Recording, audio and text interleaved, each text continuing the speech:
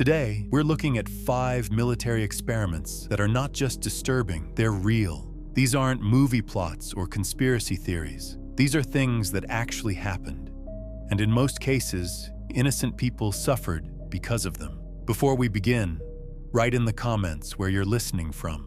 It's always interesting to see where our viewers are from around the world. And hit subscribe, but only if you truly want to. Now let's get into it. In a remote, secret facility, once hidden from the world, a dark chapter unfolded. This place was used to study how the human body reacted to extreme cold, specifically to understand frostbite for military purposes. But the methods used were beyond cruel, turning people into unwilling test subjects. Our first story takes us to this hidden lab, where a young woman, a civilian taken against her will, was brought into a special freezing room. She was strapped to a chair, her eyes wide with fear as the temperature inside the chamber dropped quickly, controlled by the scientists. The goal was to see how fast different parts of the body would freeze, and then how they would react to sudden warming. They would make her arm wet, then expose it to powerful blasts of freezing air. She couldn't move, only watch as her arm slowly turned pale white, then a waxy yellow, and finally a dark, lifeless purple-black, stiff like wood. The doctors,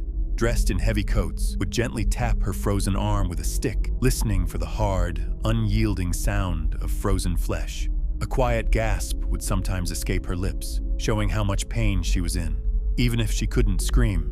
After her limb was completely frozen, they would try different ways to warm it up, not with gentle heat, but by plunging it into very hot water or exposing it to flames. The skin would blister badly, turning black and peeling off in sickening layers. The woman's body would twitch and tremble, but she would never quite lose awareness. The doctors simply took notes, sometimes even smiling, pleased with the data. Other people faced similar horrors. Some were made to run barefoot in freezing temperatures until their feet were rock solid, then had their bones broken to see how quickly they would shatter. Others had frozen limbs removed without anything to dull the pain, just to study the blood flow.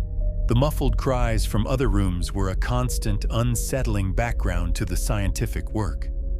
The people running these tests were incredibly cold and uncaring. They saw their subjects not as living beings, but as objects for study. The true horror wasn't just what they did, but how easily they did it, all in the name of military knowledge. This hidden facility was eventually abandoned, its secrets meant to be buried forever. But for those few who survived, like the young woman, the memory of that terrible cold and the pain they endured never truly left them. It was a dark chapter in history, showing how far some would go to gain knowledge, turning human beings into mere tools for horrific experiments. Experiment 1. The Cold Chamber Test. Experiment 2. The Combined Forces Project. The idea of creating a super soldier has long fascinated military leaders, but some secret projects went beyond human limits, trying to merge human and animal parts, creating something new and terrifying. This was one such project, aiming to build a soldier stronger and more resilient than any before. Our next disturbing story takes place in a hidden bunker, somewhere deep in the mountains. During a dark period of history, a brilliant but deeply disturbed scientist led this project. Their subjects were prisoners, people considered disposable, whose bodies became raw material for a grotesque vision. A young man, a prisoner named Leo, woke up tied to a cold metal table, bright lights blinding him. He felt a sharp pain in his arm and heard strange animal sounds nearby. Barks, growls, whimpers. His jaw was wired shut, so he couldn't scream. The first operations were brutal. The scientist believed that certain animal traits, like incredible strength or keen senses, could be put into humans. Leo, for example, was undergoing a process to give him enhanced strength, using special muscle tissue taken from large, powerful animals. His breathing system was also changed to make him more resilient. The pain was beyond words. Leo would lose consciousness and wake up, his screams muffled by the gag. He remembered the feeling of skin being pulled back, bones being worked on. He saw the scientist, his face lit by the surgical lights, watching his every painful reaction with a strange, intense look. After the first surgeries, Leo was kept in a bare, tiled cell. His body ached with fever, and his new muscles twitched constantly. His skin started to feel rough and strangely textured in places. His face began to look different, his jaw changing, his teeth feeling unnaturally sharp. Other subjects underwent even stranger changes. One woman had her eyes changed to see better in the dark, like a night animal, but this made bright lights unbearable. Her ears were also rebuilt to hear tiny sounds, which drove her nearly mad from the constant noise of the bunker. She would lash out, her movements wild and unpredictable, her eyes wide with overwhelming sensory input. The most disturbing excess was a man who had parts of his bones and nerves joined with those of large, powerful animals. His body became denser, his bones sharper, and his hands and feet turned into grotesque, clawed limbs. His body was changed to ignore pain, making him a living engine of uncontrolled power. When he was activated, he became a violent force, able to tear through doors, barely affected by normal wounds. But this transformation took away his mind. He lost all signs of being human, making only animalistic sounds. He was a monster, but one they believed they could control. The mental effect on these combined beings was terrible. Leo, despite his new physical power, was haunted by dark dreams. He dreamt of hunting, of tearing at flesh. He found himself sniffing the air, his nose now picking up strange scents. He felt a deep, animalistic anger bubbling inside him, a dark urge to destroy. He knew, with a horrifying certainty, that the animal part of him was slowly taking over the human part. The facility itself became a bizarre and unsettling place, filled with the sounds of surgery, the hum of machines, and the strange, distorted cries of things that were no longer fully human. The air was thick with the smell of medicine, blood, and something else,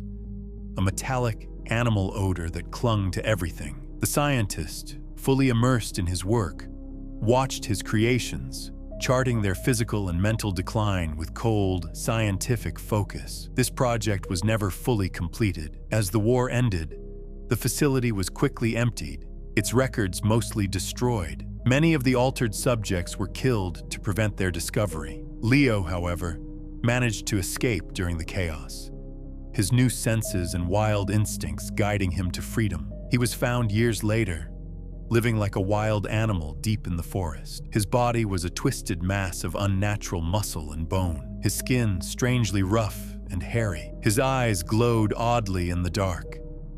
He couldn't speak human words, only making guttural sounds. He was more legend than man, a living warning of a project that dared to play God with human and animal biology, creating not super soldiers, but grotesque, living nightmares. Experiment 3. The Silent Killer Protocol, inspired by Soviet camera. In the shadows of global conflict, one powerful nation developed a truly chilling project. This was a secret lab, dedicated to creating poisons that would leave no trace, dissolving the body from the inside out, so no one could ever prove how the victim died. And their test subjects were the state's unfortunate enemies. Our story brings us to this hidden laboratory, deep underground. A brilliant but ruthless scientist led this horrific work. His goal, to perfect the unmaking of a human being.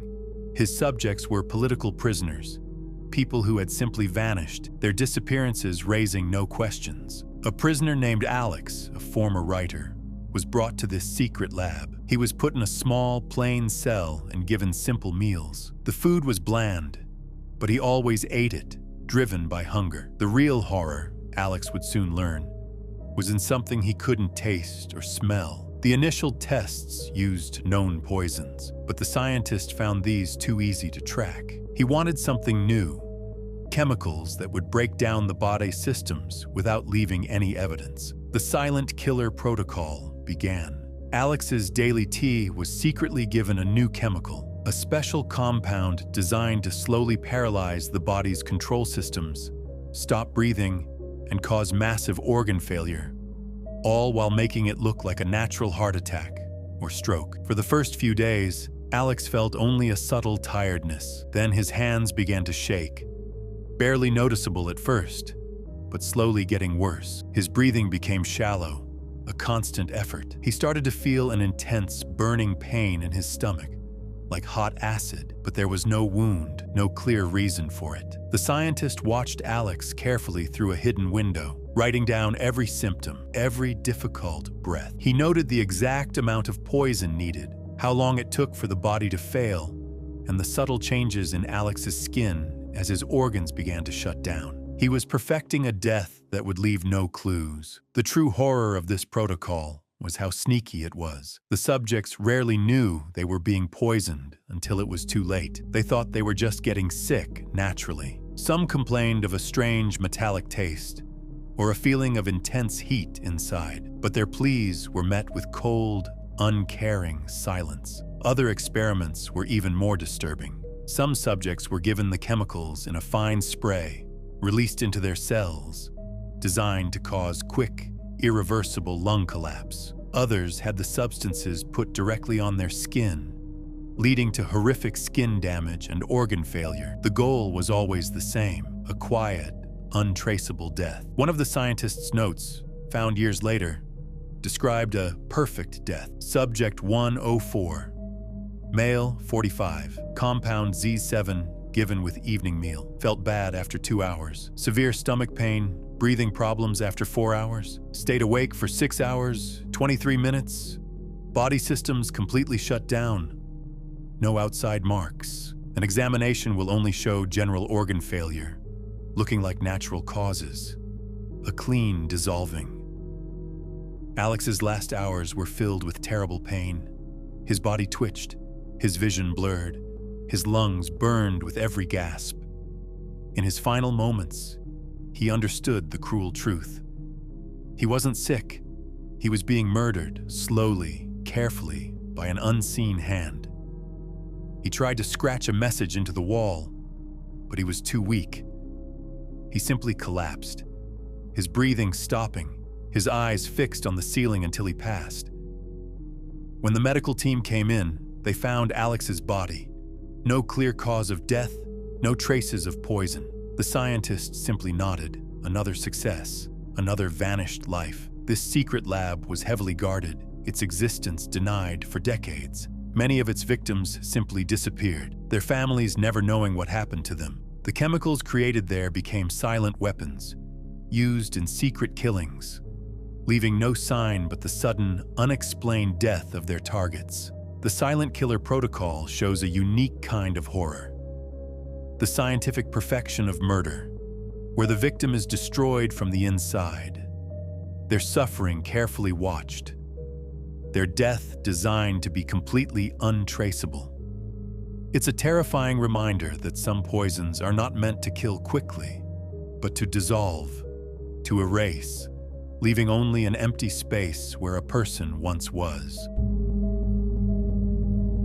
Experiment 4, the Mind Adjustment Project. In a time of great tension and strict rules, one military took on a deeply disturbing project. This was the Mind Adjustment Project, active for many years. It was based on a cruel idea that certain human traits were a weakness that needed to be cured to make soldiers stronger. What followed was a brutal program of mental torture, forced medical procedures, and physical changes, all designed to educate soldiers to fit a narrow idea of what was acceptable. Our story takes us to a quiet military hospital, disguised as a mental health clinic. Here, young soldiers, found to have these unacceptable traits, were sent not for help, but for a systematic breaking down of their identity. A doctor with a dark reputation was a key figure in this program. He believed he held the key to fixing what he saw as a moral and military flaw.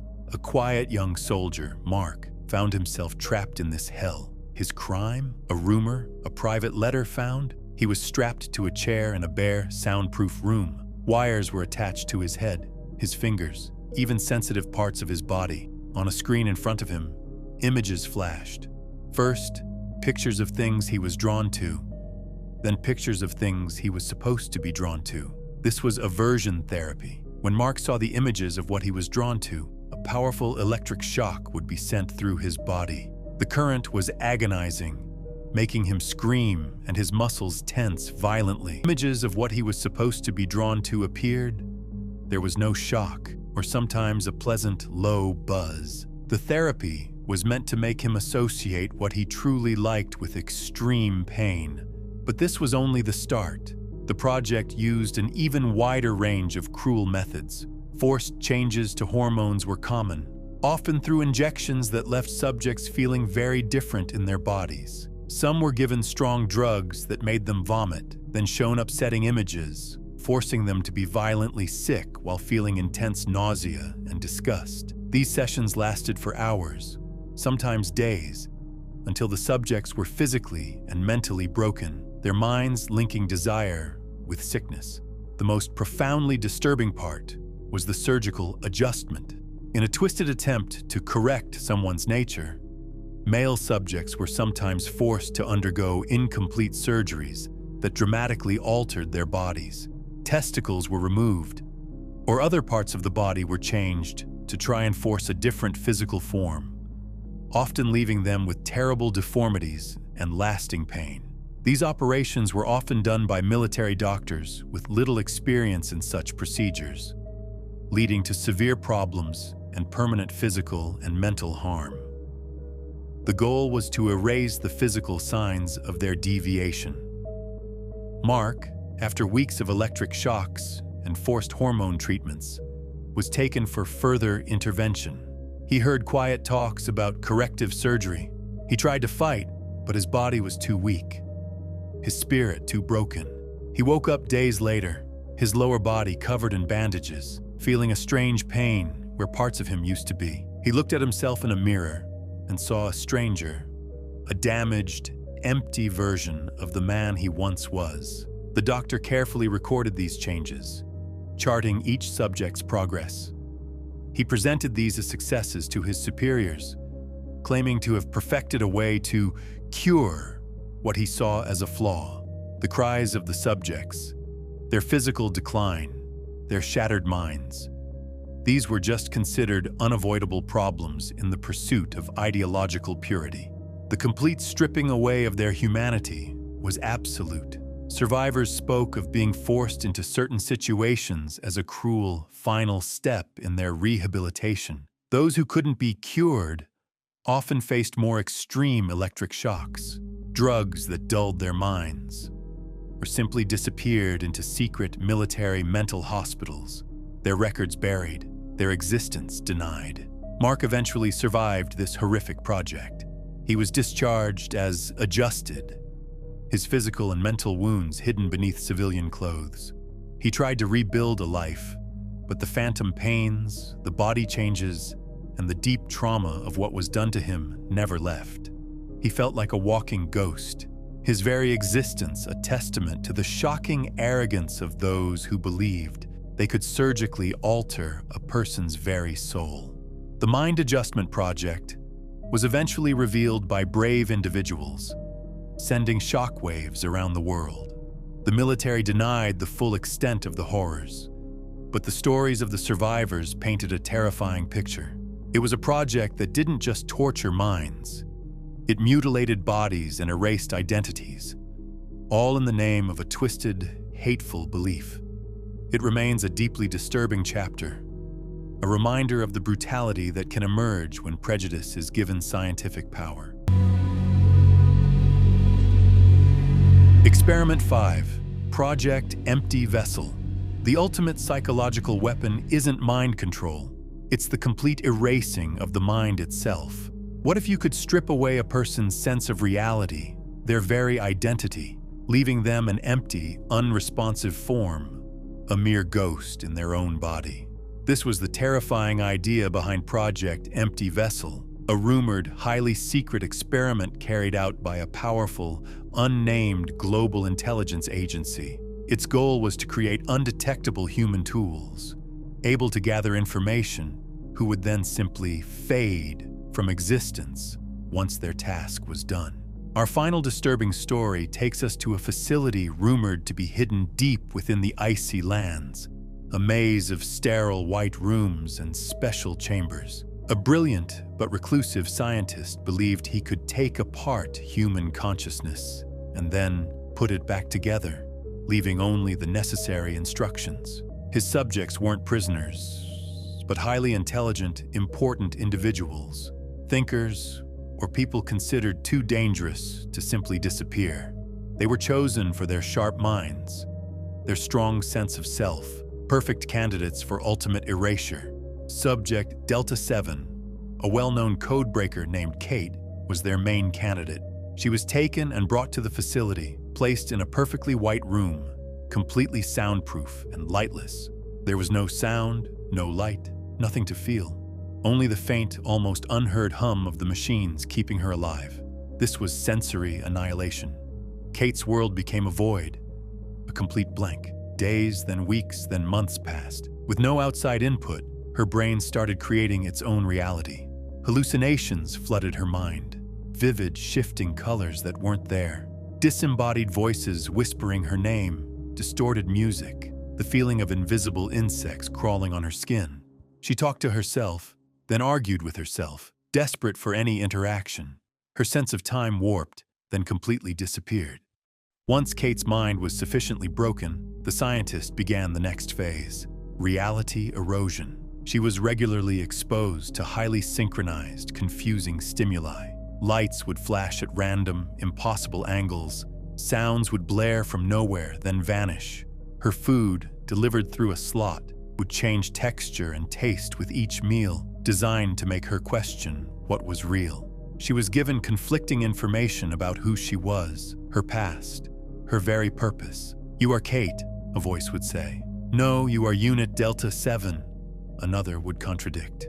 "Your life before this place was a made-up story," a third would whisper. The goal was to remove all connections to reality, to cause a deep state of feeling disconnected from oneself and the world. Kate started to refer to herself as it. She would stare at her reflection and see a stranger. Her memories became a jumbled, meaningless mess, like scattered papers in the wind. She existed, but had no self, no personal identity. The final, chilling step was echo implantation. In her broken state, Kate was subjected to focused, constantly repeated audio messages, delivered through special headphones. These messages weren't about normal mind control. They were designed to replace her basic self with a single, overriding purpose, a mission, a set of instructions, one clear goal. They would install a self-destruct program, a series of thoughts or actions that, once completed, would cause her brain to completely shut down, leaving her in a vegetative state, a human echo, an empty space. Kate, once a brilliant code breaker, became an empty shell. She could perform complex tasks, get and decrypt information, and carry out precise physical actions. But when spoken to outside of her programmed instructions, she would just stare blankly, her eyes showing no recognition.